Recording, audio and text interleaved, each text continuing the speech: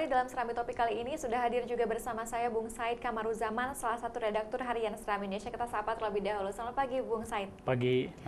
Ya, tentunya saya dengan Bung Said pada pagi hari ini juga akan membahas mengenai 3 informasi penting dalam Serambi Indonesia terkait dengan harusnya parpol lebih selektif. Ini juga terkait dengan tes baca Al-Quran oleh Bacalek kemarin, kemudian juga kawanan gajah yang rusak kebun di Semanah Jaya, dan juga Aceh yang akan melaju ke semifinal Kejurnas PPLP. Saya ingin informasi pertama, Bung, harusnya parpol lebih selektif. Ini kita turunkan sebagai headline news kita pada hari ini. Bagaimana informasi ini kita turunkan? Ya, Nana.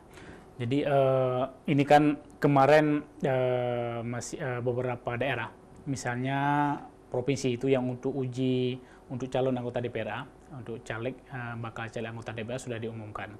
Jadi ada sekitar 39 yang tidak lulus karena tidak mampu membaca Al-Quran. Sebagian laginya karena ya tidak hadir ya, dan sebab-sebab lain. Kemudian ada yang dari Luk Semawe juga ada puluhan orang, ada yang dari Aceh Tamiang juga yang tidak lulus baca Al-Quran. Jadi kita mendapat respon dari MPU Aceh mengatakan bahwa mestinya memang parpol ini lebih selektif. Jangan asal inilah, karena begini, yang dites, yang diujikan hanya sekedar bisa membaca, tidak seperti orang musabakah, hanya sekedar tajwid, adab, fasahah dan sebagainya. Jadi nggak terlalu sulit lah. Tapi kalau hanya sekedar membaca aja tidak bisa, bagaimana berharap paham makna, apalagi mengamalkannya gitu. Jadi ini diminta introspeksi lah, baik parpol maupun sebagiannya tentu kader ya, kader mereka, tapi yang barangkali sebagiannya bukan kader parpol, ada yang sekarang kan bisa tiba-tiba menjadi caleg. Jadi ini juga harus menjadi perhatian bagi parpol ke depan untuk lebih selektif lagi. Baik, tapi kemudian apakah juga ada kita dapatkan juga tanggapan dari pihak dari partai politik sendiri terkait dengan bacaleknya yang tidak mampu membaca Al-Quran ini, Bung? Secara aturan memang mereka otomatis harus mengganti, mereka siap menggantinya ya. Jadi ya bagi yang memang tidak lulus itu tidak ada kesempatan untuk mengulang, tapi harus diganti dengan caleg yang lain, bakal caleg yang lain. Nah, mereka keep mengingatkan, ini kan dikasih waktu seminggu untuk mengganti. Jadi dalam sampai tanggal 22 sampai tanggal berapa 29 begitu harus ada caleg yang lain sebagai penggantinya. Tapi mereka akan diuji juga seperti yang sudah-sudah. Nah, kalau misalnya pada tahap uji ini untuk caleg yang baru itu nggak bisa juga, dianggap nggak mampu juga, ya sudah, berarti nggak ada kesempatan lagi. Makanya diminta lebih selektif lah. Jangan sekedar comot dari luar gitu, tanpa ya tidak sekedar untuk membaca pun tidak bisa, kan sayang sekali.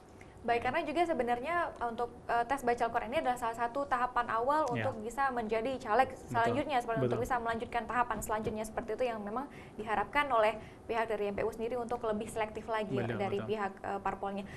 Dan informasi ini bisa Anda baca secara lengkap saudara dalam Harian Serambi Indonesia yang kita turunkan memang sebagai headline kita pada hari ini. Informasi kedua yang bisa kita bahas terkait dengan kawanan gajah yang rusak kebun di Semanah Jaya. Seberapa besar kerusakan yang terjadi di sana, Bung, dari informasi yang kita dapatkan? Informasi dari wartawan kita di lapangan itu ada 20 ekor gajah. 20 ekor gajah yang kemarin merusak ratusan hektar lah.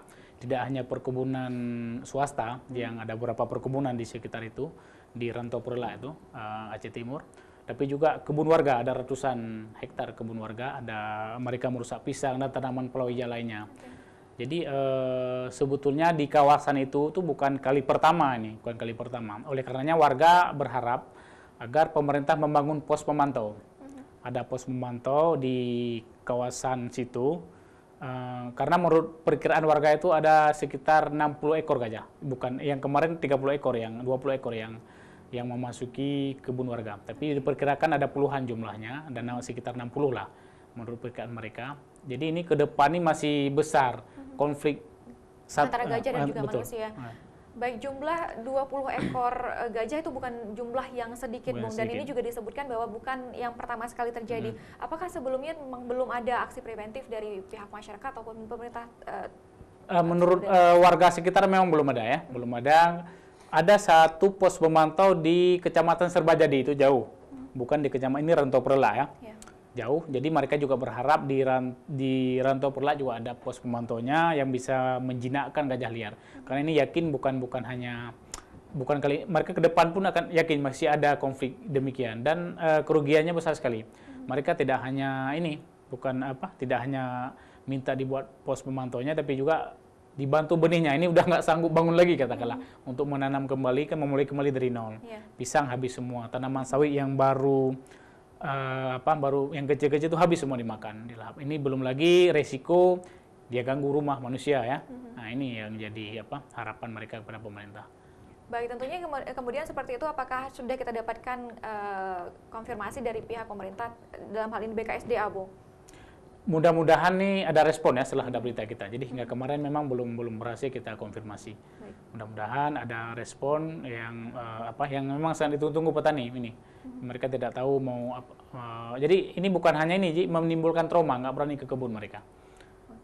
Baik, tentunya informasi ini mengenai kawanan gajah yang rusak kebun warga di daerah Semanah Jaya, tepatnya di Aceh Timur, Perlak, bisa Anda baca secara lengkap dalam Harian Seram Indonesia edisi hari ini. Informasi ketiga, Bung, sekaligus juga informasi terakhir, Aceh yang akan melaju ke semifinal Kejurnas PPLP, ini juga sebuah berita membahagiakan bagi masyarakat Aceh. Pusat Pendidikan dan Pelatihan Pelajar ini PPLP Aceh, jadi ini kan kejuaraan nasional. Kemarin Aceh berhasil membantai Maluku dalam semifinal 3-0 ya. Jadi ini petang ini masih kita harus melawan Bayu Asin. Jadi mungkin momennya menarik ya. Suguhan menarik bisa dinonton di Stadion Harapan Bangsa. Informasi seperti juga dulu pernah kita berikan, ini bukan kali pertama sebetulnya Aceh masuk ke semifinal, dulu pernah juara kita. Bahkan pernah menjuarai PPLP. Pernah menjuarai PLP se-Indonesia ya. Jadi mudah-mudahan saja nih Nana bisa mengharumkan kembali nama Aceh tentunya. Betul, mengharumkan kembali, membawa prestasi serupa untuk Aceh tentunya. Nah. Ya, tentunya juga kita harapkan semoga dari berita yang kita turunkan hari ini bisa mengajak seluruh masyarakat Aceh untuk kemudian datang menyaksikan secara langsung bagaimana kemudian proses pertandingan ini berlangsung di lapangan tentunya. Selain 3 informasi yang sudah kita bahas dalam Serambi Topik kali ini, masih banyak tentunya informasi lainnya yang bisa juga Anda baca secara lengkap dalam Harian Seram Indonesia dan juga secara online dalam www.aceh.tribunnews.com. Terima kasih Bung Said waktunya hari ini. Sama-sama. Saudara, demikian perbincangan kita dalam Serambi Topik. Saya Afla Nadia, sampai jumpa.